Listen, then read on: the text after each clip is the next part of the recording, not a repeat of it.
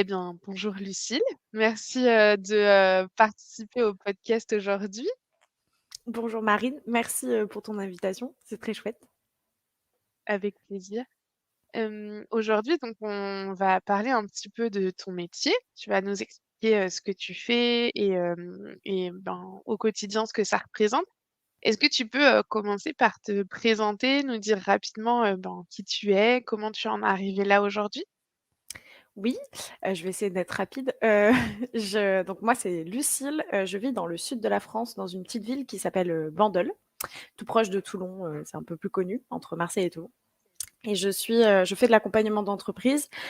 Pour la faire très rapide, j'ai eu un parcours, assez, simple puisqu'aujourd'hui j'ai 29 ans. Donc, je suis encore, plutôt jeune, je dirais. J'ai eu un parcours, d'études avec une partie dans le social, puis une réorientation totale, post-bac. Du coup, j'ai fait une licence, économie avec une spécialité en master d'accompagnement d'entreprise. J'avais pour vocation, de terminer ma vie de salarié dans une institution, type, vous connaissez les CCI, les chambres des métiers, les choses comme ça. Mais c'était pas, mon délire. Donc moi, je me suis associée dans un coworking, j'ai géré un coworking et aujourd'hui, je fais de l'accompagnement en indépendante. Je l'ai fait dans le coworking, avec, d'autres personnes et donc maintenant je le fais toute seule depuis 3 ans. Ça fait 3 ans. OK, OK. Et est-ce que depuis, le début, tu te dis que tu as envie d'être entrepreneur? Ou est-ce que c'est venu un petit peu au fur et à mesure des découvertes et des expériences qui se sont présentées à toi? Non, ça c'est pas du tout, une vocation de départ. Moi je dis tout le temps, je suis tombée dans l'entrepreneuriat. J'ai ja Ça a jamais été un choix, ça a été pour moi une suite logique de ma vie. Mmh. J'ai un parcours où, bah, moi dans ma famille, il y a que des entrepreneurs, vraiment, alors de milieu plutôt artisanal, mais j'ai vraiment que des entrepreneurs autour de moi. Et moi en fait, ben, quand j'ai fini mes études, j'avais un parcours du coup pour accompagner des entrepreneurs et c'est vrai que, bah, en fait, je me voyais pas du tout accompagner des entrepreneurs en étant salariée derrière un bureau. Je trouvais qu'il y avait une dissonance en fait à ce niveau-là. Donc du coup, bah, je me suis associée dans l'espace de coworking. Donc j'étais chef d'entreprise, qui m'a permis aussi du coup d'implémenter l'accompagnement au sein du modèle éco du coworking. Et suite à ça, après, bon, comme beaucoup d'associés, on n'avait plus du tout la même vision des choses, donc je l'ai continué en indépendante. Et entre ben, le coworking et l'indépendant, je me suis pas vraiment reposé la question, tu vois, de est-ce que j'irai au salariat. J'ai quand même été débauchée par une institution pour aller travailler chez eux, mais j'ai fait je pense, le recrutement le plus what the fuck de l'histoire. Où en fait, ben, du coup, non, c'était pas un format de travail qui me convient. Mais c'était pas, voilà, l'entrepreneuriat, c'était pas un choix, ça a été une logique plutôt. Ouais. Une suite logique de tes expériences, de ce qui s'est présenté à toi et de ce que tu as senti avoir envie de faire. Ouais, exactement. Mmh. OK. Et alors, tu te définis donc comme copilote d'entrepreneur. Est-ce que tu peux nous expliquer quel est ce mot? Qu'est-ce que tu mets derrière? Hem, Quelles compétences finalement on retrouve, quand on travaille avec toi? Mmh. Alors copilote, en fait, c'est un peu, c'est une cliente qui m'a proposé ce nom pour, bah, du coup, je vous disais, j'étais, enfin, comme je disais là tout à l'heure, j'étais du coup, accompagnante d'entreprise, je le suis toujours. Donc, je fais de l'accompagnement entrepreneurial spécialisé création, développement et c'est vrai que alors c'est un fait, c'est exactement ça, mais ça manquait d'un peu de fun Ouais. qui est quand même une grosse partie de mon travail. Enfin, c'est vraiment une façon dont j'ai envie d'aborder mon travail. Donc, le mot copilote, c'est une cliente un jour qui m'a dit: «Mais en fait, tu pourrais carrément utiliser ce mot-là» et c'est vrai que maintenant, à force de l'utiliser, je lui trouve, une multitude de visions différentes. Alors moi, j'aime bien le mot co, déjà, le fait dans copilote, le mot co, parce que comme je dis beaucoup, dans l'accompagnement d'entreprise, c'est moitié-moitié. Bien sûr que moi, du coup, j'apporte une partie, théorie claire, pour structurer, mais du coup, j'ai besoin aussi que mes clients, qui sont majoritairement féminins, donc je veux dire mes clientes, du coup, elles travaillent de leur côté et vraiment c'est 50-50. Sans elles, on n'avance pas.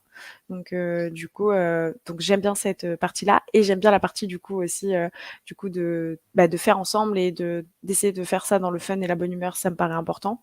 Et le côté pilotage, ben, bien sûr parce que, ben, je vois un peu l'entrepreneuriat comme enfin l'accompagnement d'entreprise du moins, comme un tableau de bord. Il y a plein d'aspects à maîtriser avec plein de boutons et l'idée c'est d'expliquer en fait aussi à la personne de comment fonctionne chacun de ces boutons et de faire comprendre aussi à la personne que c'est en gérant tous ces boutons que du coup on pilote au mieux son entreprise quoi, tout simplement. Mmh. Mmh. Oui, donc c'est une logique dans le terme qui fait que toi, tu y trouves ben, finalement ta logique à toi. Exact. Voilà, entre ce qu'on dit aux autres, la vision qu'on a, et toi, tu trouves ton équilibre dans ce terme-là, qui n'est. Parce qu'en fait, ce terme n'est pas forcément clair pour tous les entrepreneurs de se dire OK, un copilote, mais est-ce que c'est finalement quelqu'un qui va m'assister dans mes tâches, ou est-ce que c'est finalement quelqu'un avec qui je vais pouvoir discuter de mes objectifs, ou voilà, ça peut paraître loin comme Mm. définition pour chacun, ou alors justement sujet à définition personnelle. Bah, moi, derrière le mot copilote, je mets ça, et donc est-ce que c'est la même chose? C'est un mot qui à la fois te représente bien, mais qui peut être difficile à comprendre en Oui. face. Bah, complètement, surtout qu'à la base, un copilote, c'est un métier, et c'est vraiment l'assistant du pilote, dans l'aviation, donc ça n'a aucun Ouais. rapport techniquement et du coup, tu soulèves aussi une autre question, c'est que, donc moi, j'exerce, de l'accompagnement d'entreprise juste pour préciser ce que c'est parce que ça va être important, je pense aussi. C'est que, donc moi, j'aide à la structuration d'une entreprise. Je suis formée un peu à tous les aspects de ce qu'on va appeler un business plan, donc c'est vraiment les fondations d'un projet. Donc j'accompagne, sur, la définition de l'étude de marché, du profil de l'entrepreneur, le ciblage, créer une offre, créer des produits, faire son prévisionnel, son Mmh. modèle économique, travailler sa prospection, son commerce, son commercial et cetera. Je ne fais que ça. Je sais que en fait, dans mon domaine, c'est vrai qu'aujourd'hui, le marché, il y a énormément de compétences différentes. On peut aussi avoir des personnes qui sont spécialisées dans l'accompagnement, mais sur la partie marketing, par exemple, ou communication. On va avoir aussi des personnes qui sont beaucoup plus portées sur le mindset. Et donc, en fait, ça fait une ribambelle de terminologie. Donc, aujourd'hui, tu vas avoir des personnes qui font que de l'accompagnement, tu vas avoir du coaching, tu vas avoir du mentorat. Et donc, en fait, c'est vrai que tu soulèves un vrai sujet qui est la définition. Alors, le mot copilote, du coup, c'était parce que vraiment accompagnement d'entreprise spécialisée création développement, c'était long. Et pour autant, coaching, ça ne me représente pas du tout. Mentorat, ça ne me représente pas du tout. Voilà, moi, mon métier, c'est de donner les clés aux gens et de les mettre en autonomie. Donc, dans cette idée, je me suis dit, bon, ma terminologie à moi est trop longue. Comment la synthétiser? Inventons un nouveau mot. Mais c'est vrai que tu vois, pour autant que j'utilise ce mot, trois quarts du temps dans la journée, quand je rencontre des gens, ils me disent, oui, t'es coach business, quoi. Ouais. Et du coup, c'est intéressant parce que, bon, après, moi, je fais beaucoup de pauses pour dire non, pas du tout. Parce que vraiment, je pense que le coaching est un métier à part entière et qu'il faut arrêter d'utiliser ce terme à tout va, quoi. Mais c'est vrai qu'on est quand même catégorisés un peu tous dans la même case de coach business, quoi. Bah, puis globalement, les métiers peut-être nouveaux, qu'on connaît pas encore bien, où on sait pas quelle définition vraiment mettre derrière, on va mettre l'étiquette coach. C'est un peu l'étiquette, allez, tout le reste, on le met là, et C'est ça. puis on verra bien ce qu'on en fait. Et c'est aussi un peu pour ça que bah, je fais ce podcast, pour pouvoir faire découvrir ces métiers, pour qu'on comprenne bien quelles sont les compétences derrière, et puis que du coup, bah, chaque entrepreneur puisse s'adresser à la personne dont il a besoin par rapport aux compétences, et pas par Mmh. rapport à un intitulé de métier.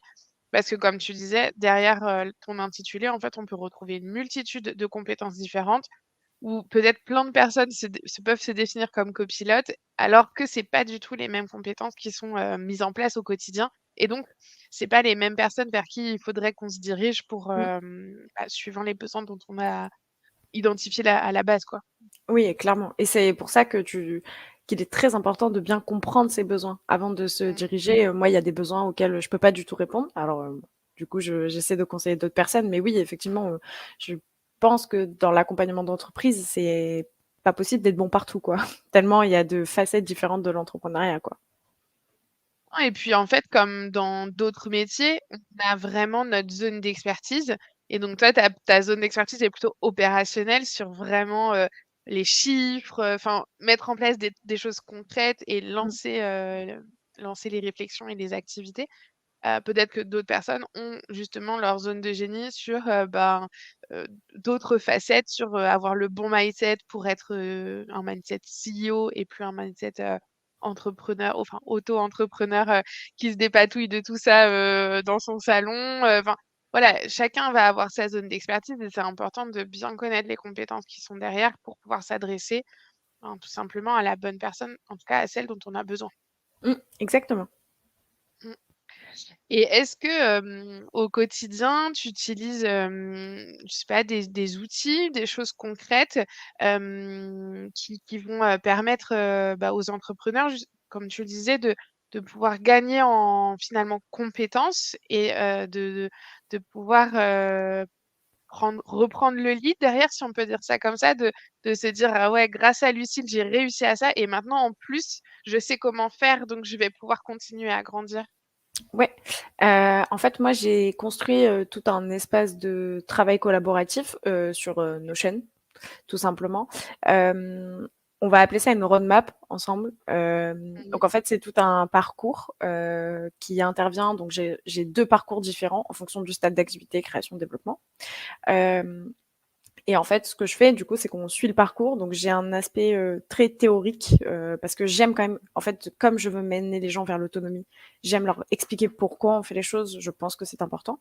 Donc, il y a un aspect théorie, mise en pratique, et ensuite, du coup, ensemble, pendant les rendez-vous, on valide chaque étape parce que c'est aujourd'hui les gens quand ils viennent me voir, c'est toujours ce qu'ils me disent. Ils me disent c'est bon, ça fait 50 fois qu'on m'a dit, par exemple, qu'il fallait que je fasse le ciblage, c'est cool, mais j'y arrive pas, en fait. Donc, du coup, c'est pour ça qu'on valide chaque étape ensemble. Ils en sont pas sûrs, etc. Donc, c'est aussi pour ça, l'accompagnement, c'est vraiment avoir quelqu'un avec toi pour toutes tes décisions, voilà, pour un instant.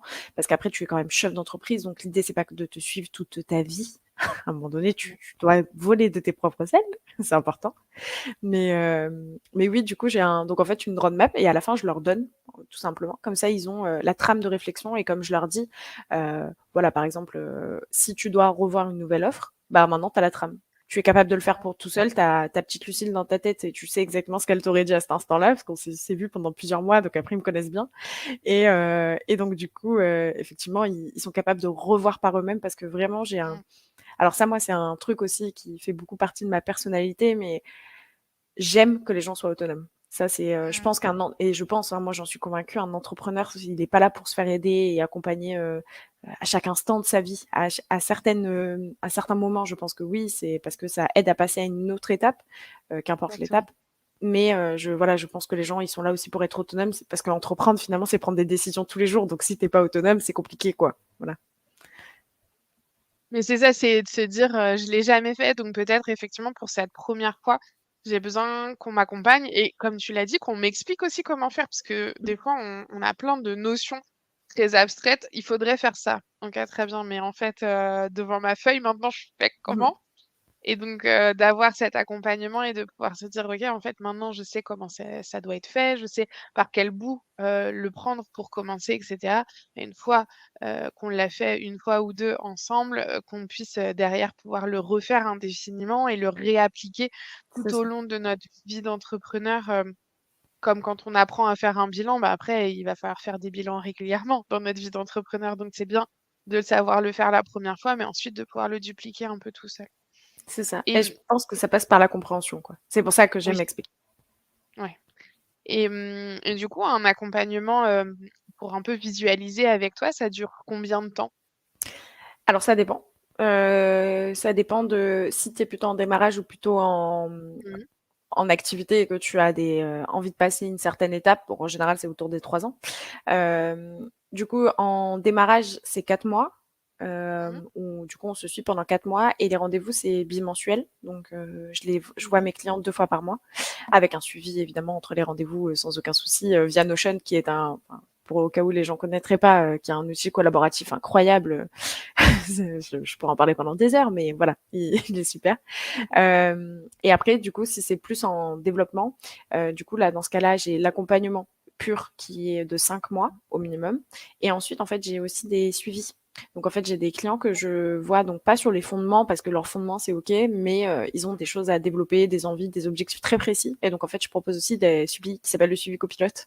Donc en fait, c'est pour vraiment les indépendants qui en ont marre d'être tout seuls dans leur tête tout le temps avec leurs problématiques et qui ont besoin d'air frais et d'un gros coup de boost, surtout avec quelqu'un en backup, quoi. Donc voilà. Sur l'aspect stratégie, donc ces clients-là, ils m'appellent pour tout et pour rien, quoi, tu vois. C'est vraiment donc c'est plutôt chouette aussi, c'est un autre aspect. Mais voilà, donc ça dépend après en développement, il y a 2 formules. Ok. Ok. Donc c'est quand même vraiment adapté à la situation et aux questions de chacun. Oui, exact. Mais parce que chaque entrepreneur est différent, on n'a pas tous les mêmes besoins. Et d'ailleurs, tout à l'heure, tu disais, on connaît la théorie, mais l'appliquer à soi, c'est parfois compliqué. Et du coup, c'est hyper intéressant. Je vais le partager parce que je trouve ça intéressant. Dans mon Ouais. parcours client, j'ai un peu toujours le même parcours. Mes clients, en fait, quand ils arrivent, quand je dis création, c'est souvent un truc, c'est pas avant de se créer. Moi, mes clients, quand que les bébés freelance, je les appelle, c'est moins d'un an. Mais en général, ils arrivent entre 6 mois et un an et leur parcours est toujours le même. En général, c'est des gens qui font une formation en ligne dans un premier temps. Mhm. Du coup, en fait, c'est des gens qui la théorie et l'explication de manière générale, c'est pas leur truc. C'est donc pour leur cerveau, ça fonctionne pas et en fait, ils arrivent au bout de donc ils ont fait leur formation, ils essaient pendant 6 mois. Donc ça valide quand même certains aspects de l'entrepreneuriat, tu vois? Le faire par soi-même et le persévérer, qui sont quand même 2 qualités, hyper importantes en Hyper entrepreneuriat. importante. Mais en fait, c'est une façon d'assimiler les choses qui leur convenait pas, la formation en ligne, parce Ouais. que c'est l'accompagnement d'entreprise personnalisé, ça convient pas, comme ça convient pas forcément aussi la formation en ligne. Et donc, du coup, en fait, ils arrivent avec cette expérience-là. Et moi, je trouve ça intéressant parce que ça confirme d'autant plus l'importance de le faire en individuel. Voilà. Ouais. Donc, du coup, c'est là que je trouve ça intéressant, quoi. Ouais, ouais, ouais, complètement. Euh, alors là, j'ai une question assez précise. Du Mmh. coup, par quoi est-ce que tu conseilles quelqu'un qui se reconnaîtrait dans tout ce que tu viens de raconter, voilà, qui est un peu perdu, qui sait pas trop par quel bout prendre les choses, par quoi on commence? Par soi. Et alors ça, vraiment, il y a pas d'autre, tu sais, enfin, moi, en fait, dans la formation qu'on a fait d'accompagnement et c'est un truc que vraiment très peu de personnes savent, c'est que qu'importe la structure qu'on a, toutes les personnes autour de nous, ils vont juger le projet sur qui on est. Même, Mm. je prends un exemple, donc là, bon, j'imagine que ce sera beaucoup d'indépendants, donc ça fait des parallèles qui sont pas forcément notre cas, mais un banquier, il prête à un humain, pas à un projet. Ils vont vraiment regarder si la personne, elle est capable de mener le projet. Ils vont pas regarder vraiment si le projet, il est capable parce que personne ne peut te dire que ton projet, il est pas viable. Voilà. Au pire des cas, tu juste pas la personne qui est en face de toi n'est juste pas ta cible. Et donc, en fait, ça lui parle pas parce que c'est pas ta cible. Mais moi, je dis toujours, tout se vend dans la vie, tout peut se vendre à tous les prix. Donc, techniquement, on est personne en tant qu'accompagnant, du moins, voilà, pour dire ça. Et je me suis perdue dans ce que tu me disais. Ta question était On la commence première par chose. quoi? Voilà, on commence par quoi? Et donc, en fait, la première chose, c'est vraiment de valider son Mm. idée. Pour ça, parce que j'en ai beaucoup qui m'appellent et qui ont des idées de projets et donc je leur dis toujours: «Va à la rencontre des gens qui soit font le même métier» parce que, par exemple, tu veux te lancer dans un domaine qui n'est pas le tien actuel. Va à la rencontre d'indépendants qui font cette chose-là. Ils seront très contents de te raconter leur vie et de te raconter comment ça se passe. Ou va à la rencontre de potentiels, futurs clients pour voir aussi si dans la réalité, ça va vraiment te plaire et n'hésite pas à t'écouter. Parce que c'est pas Mm. parce qu'un projet sur le papier te tient à cœur et qu'au fur et à mesure que tu le fais, tu te rends compte que c'est pas trop ça, que du coup, il faut quand même forcer. Non, parce qu'un projet, si toi il te fait pas, il t'anime pas, il te fait pas vibrer, tu as pas envie de le mener à bout, vraiment ça sert à rien, tu trouveras autre chose à faire dans lequel tu t'épanouiras donc voilà. Et en accompagnement, c'est aussi la première chose qu'on travaille puisque à la suite d'une validation de projet, on travaille tout ce qui va être vision, valeur ajoutée, compétences, et Ouais. cetera. Donc tu vois, c'est aussi les premières choses qu'on bosse. Après en accompagnement, c'est le seul moment où on travaille, du moins moi, c'est le seul moment où je travaille vraiment porté sur le porteur de projet. Après je travaille que le projet. Mais il y en a qui du coup font, que de l'humain, tu vois? Et c'est vraiment le plus important, hein. Si tu as, ben, comme on dit, si tu plus là, toi en tant qu'indépendant, il y a plus de projet, quoi. Le CA, il rentre pas, l'entreprise, elle, fonctionne plus donc il faut vraiment être sûr, de soi et ça peut prendre du temps, tout le monde est différent donc faut prendre le temps, en tout cas. Mais le parallèle est hyper parlant avec bah, le recrutement que je porte moi au quotidien, parce que avant même de commencer à réfléchir de quoi on a besoin finalement et de travailler sur bah, le recrutement en lui-même et d'aller chercher la personne qui pourrait correspondre, ben, on va d'abord reprendre toi, ok, c'est quoi tes objectifs, t'en es où, c'est quoi tes problèmes du moment, euh, pourquoi tu as besoin, tu penses aujourd'hui de déléguer et en fait, on va vraiment se recentrer dans un premier temps sur, bah, ce que tu viens de dire, sur soi en tant qu'entrepreneur, heu, peu importe finalement un peu la taille de l'entreprise, que j'accompagne aussi des petites entreprises et c'est enfin, je veux dire, Mmh. si on veut, intégrer quelqu'un à son équipe sans savoir quel est l'objectif qu'on veut atteindre avec cette nouvelle recrue, il y a assez peu de chances que ça matche, en fait, parce que, bah, on va demander des choses à quelqu'un sans vraiment savoir pourquoi et donc on va avoir une personne en face de nous qui sera peut-être perdue, qui Mmh. répondra pas exactement à ce qu'on attend et donc on va avoir même si c'est un partenariat qui pourra marcher, mais il restera un peu bancal, Ouais. il manquerait une patte à la table, elle sera toujours un peu, brinque-ballante, parce qu'on n'aura pas réfléchi vraiment à, revenir à soi en premier. Mmh. Et c'est vrai que c'est hyper intéressant parce que je dis toujours, dès qu'il y a le facteur humain dans l'équation, Ouais, ça devient toujours complexe. Alors complexe, je l'entends pas par difficulté, mais je l'entends par ouais, beaucoup de paramètres du coup, tu c'est vois? ça. Et du coup, effectivement, il faut toujours, enfin moi je suis très centrée sur l'humain, pour moi c'est enfin bien accompagner des gens, c'est le faire en fonction de l'humain et c'est d'ailleurs pour ça que je ne fais pas de groupe, que je ne fais pas de formation en ligne parce que je comprends pas. Pour moi, c'est vraiment ça n'a pas de logique, parce que mon cerveau fonctionne pas comme ça. Et du coup, j'ai vraiment à cœur de me dire que quand on veut vraiment aider quelqu'un, il faut bien se concentrer sur ce dont elle a besoin. Oui, Et c'est ça. enfin, j'imagine qu'en recrutement, c'est pareil. C'est en fonction de la personne, ce dont elle a besoin, que tu vas aller chercher un profil qui peut parfois être un petit peu différent en fonction des gens parce que ça correspond plus à son besoin. Et Exactement. ça me rappelle qu'à l'école, tu vois, on était formés pour finir en institution et en fait, les institutions, ils ont cette problématique de l'argent, c'est pas le client qui leur donne. Donc, du coup, ils sont obligés d'aller justifier des finances et parfois, ils vont faire des trucs qui sont absolument pas centrés sur l'humain. Et il y a beaucoup, par exemple, de formations où tu te retrouves, toi, en tant qu'indépendant, avec, je sais pas moi, tu vas à la CCI avec des commerces hyper gros, des restaurants et tout. Et donc, en fait, les formations, elles sont tellement globales que tu comprends rien parce qu'elles ne sont Mmh, pas centrées sur l'humain. Et mmh. parce qu'elles sont là pour justifier des subs, en fait, hein, voilà. Et ça, moi, c'était un fer de lance. Pour moi, tu vois, ça, c'était pas possible. J'étais là en mode, je pourrais pas dispenser une formation et que ça aide pas vraiment les gens. Donc, c'est vrai que c'est la première chose, c'est le truc le plus important et vraiment les indépendants pour qu'ils réussissent et tout type d'entreprise, tu le disais, je suis convaincue aussi que même les plus grosses structures, pour qu'ils réussissent, il faut que les humains, matchent entre eux, il faut que enfin, tout le côté humain soit aligné. Donc, c'est pour ça que c'est aussi la première chose qu'on travaille, en tant que porteur de Ouais, projet, quoi. complètement, complètement et puis, quand tu dis, effectivement s'adapter, c'est alors effectivement, moi non plus, je fais pas de collectif, je fais que de l'accompagnement individuel, mais en plus de ça, chacun de mes accompagnements va être, adapté à la personne qui est en face de moi et aux Mmh. besoins qu'elle a en face de moi.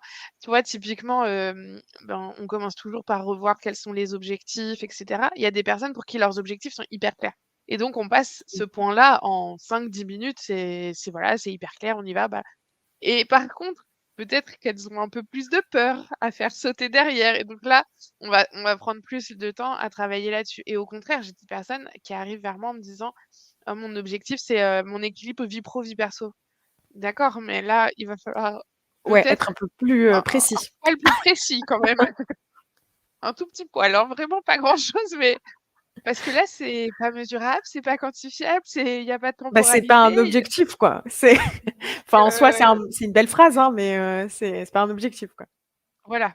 Donc bah, là, effectivement, dans Mmh. l'accompagnement, même si l'objectif final, c'est, d'aller chercher le prestataire qui va correspondre à son besoin, on va d'abord passer un petit peu de temps à travailler quel est le vrai objectif auquel on veut répondre Mmh. et c'est souvent, dans ces discussions-là que finalement émerge le besoin final de dire: «OK, bah, en fait, c'est de cette compétence-là dont tu as besoin» et le recrutement se fait finalement, en tout cas l'initiation du process de recrutement se fait, en discutant de manière très personnelle et très Mmh. personnalisée avec la personne que tu as en face de toi. Mais et je crois que c'est un peu la force des accompagnements individuels parce que, Mmh. tu vois, moi, c'est un petit peu pareil. Il y a des sujets enfin, même si chaque étape, on les voit, il y a des étapes où je vais passer beaucoup plus de temps, à itérer avec mes clients sur, un sujet précis comme, par exemple, l'offre, là où pour certains, ça coule de source. Il y a vraiment des sujets, il y en a, par exemple, le prévisionnel, pour eux, c'est limpide, pour d'autres, c'est une angoisse. Donc, vraiment, il y a des trucs sur, bah, pareil, parce que c'est de l'humain et que il y en a qui ont plus d'ancrage, et de peur sur certaines choses, voilà, enfin et c'est moi, c'est ça que j'aime bien aussi. Parce que du coup, enfin, souvent on me demande, Mmh. je pense que toi c'est pareil, on te demande souvent, «Mais tu pas l'impression enfin, tu t'ennuies pas un peu?» parce que c'est un peu toujours la même chose. Moi, je dis: «Mais c'est alors vraiment jamais la même chose». Jamais. Tellement l'humain à chaque fois est différent, c'est même sur les mêmes métiers, tu vois? Je trouve que c'est jamais la même chose. Donc c'est pour ça que je pense que l'individuel, c'est chouette aussi, pour ça. Et alors là, la question que tout La le monde question attend, qui tue. quel est ton meilleur conseil pour les entrepreneurs? Qu'est-ce que tu aurais envie de conseiller à tout le monde? Ça, c'est vraiment quelque chose qu'il faut que vous fassiez. Entourez-vous. Ah, pour moi, il est hyper simple celui-là. Parce que, enfin pour vraiment les indépendants, hein, c'est, entrepreneur, je l'entends, personne, voilà, seule. Je dirais, ouais, vraiment entourez-vous. On s'en fout, que ce soit, un accompagnement, rejoindre un réseau d'indépendants, juste, essayer de connecter avec, des indépendants près de chez toi et d'aller boire des cafés de temps en temps. C'est ça qui fera que vous durerez dans le temps, c'est ça qui fera que vous trouverez des clients, c'est ça qui fera que, vous garderez l'espoir. Parce que parfois, en fait, la vie d'entrepreneur, c'est des montagnes russes. On la voit très souvent, cette image, mais c'est vrai. Il y a des matins, tu vas te lever, tu vas être en forme. Il y a des matins, tu vas te lever, tu vas beaucoup moins l'être. Il y a des imprévus. Enfin, il y a plein de choses. Et le plus important, c'est de s'entourer. C'est vraiment ça. Moi, je dis tout le temps indépendant, mais pas seul. Voilà. Ouais, carrément, c'est une belle phrase, Mm. indépendant mais pas seul. Et puis j'y crois tellement parce que je vous ai pas dit, mais enfin, c'est vrai que dans mon parcours, j'ai pas raconté, mais à côté donc de cet aspect-là d'accompagnement individuel, j'avais monté un réseau d'indépendants qui s'appelle la Team Pastèque, donc qui est physique, qui est sur Toulon. Et c'est un super réseau, où on est plein de freelance, du coup, et on fait des apéros, tous les mois. Et du coup, enfin là, aujourd'hui, je suis plus au bureau, mais je suis toujours adhérente évidemment. Et en fait, je vois la complémentarité avec un accompagnement, et en fait, les 2 apportent à l'humain derrière, mais de manière différente. Et en fait, qu'importe que tu sois au début, même très avancé, on se nourrit les uns les autres. Et enfin, moi, vraiment, je trouve que le pouvoir du collectif est incroyable là-dessus, sur l'entraide et le soutien. Donc voilà, restez pas seul, c'est complètement ça vous aidera tellement à avancer de vous entourer, quoi. Ouais. Mmh. Je suis bien d'accord avec toi. Eh bien, on est déjà arrivé au bout de notre échange. C'est passé super vite. C'était très intéressant. Merci beaucoup à toi, Lucille, d'être venue nous présenter ton métier et de nous avoir un petit peu éclairé sur ce qu'il y a derrière ce mot. J'ai bah, hâte de voir la suite pour toi et puis on se retrouve bah, bientôt pour un nouvel épisode de Parlons Délégation. Merci en tout cas pour ton invitation et c'était très, très chouette. Merci.